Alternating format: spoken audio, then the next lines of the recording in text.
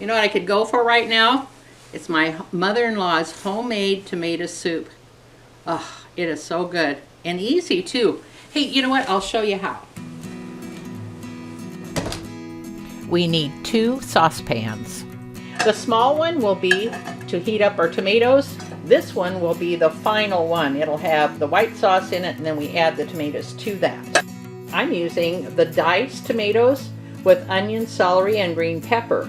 That way it's already seasoned up, and you don't have to cut up little tiny pieces of that. Unless you want just plain tomato soup, then you can use plain tomatoes as well. The can I'm using is 14.5 ounces, which is just under 2 cups. While that's heating up, I want to measure the milk that I'm going to use to make a white sauce. I'm going to use almond milk instead of regular milk, but either works.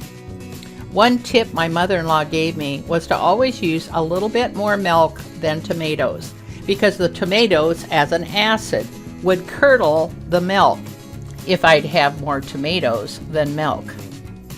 I'm measuring 2 cups of milk, and that will make it just a little bit more than that can of tomatoes I'm using.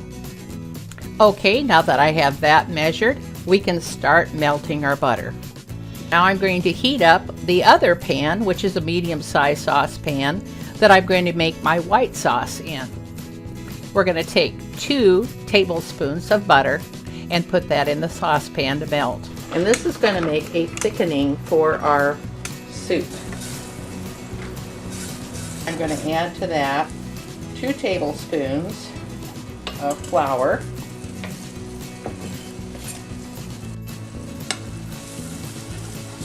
Stir that together right away. And we want that thoroughly combined, so there's no little clumps of flour. Add the milk right away. And then we stir. I've got it on a medium-high heat. We're going to stir that so it doesn't scorch on the bottom. I'm going to add some salt and pepper. And stir that in. We're not going to want to add the milk into the tomatoes, because then you might have, you know, like a couple teaspoons as it goes in first, and then a tablespoon, and then a 4th teaspoon, and all that. Well, that would start to curdle immediately. So always pour the acid, the tomatoes, into the white sauce to avoid curdling. Another tip that Edna gave me was to use a 4th teaspoon baking soda in the tomatoes, which will help to neutralize some of the acid. You can see how it fizzes up like that. So that will give us less chance of curdling our soup. Now, if our ratio is right, and we've got that little dab of soda, I have never had it curdle. We stir that white sauce quite often while we're waiting for it to thicken. We just love this homemade tomato soup with the little chunks of tomato in it.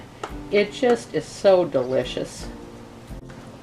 And this recipe comes from Edna Shea. So this is a South Dakota recipe. Okay, now it's starting to bubble and to thicken just a little bit. And we remember to put the tomatoes into the white sauce. We'll stir it as we do to make sure that those tomatoes will be distributed throughout the white sauce evenly. That was quick and definitely very easy. Now we can taste to see if it needs any more salt and pepper. I also like to add a pat of butter. It adds flavor and richness. This is Edna Shea, an Iowa mom. Thanks for watching. If you'd like to see more, go to youtube.com/an Iowa Mom videos. Then click on the video tab for a whole list.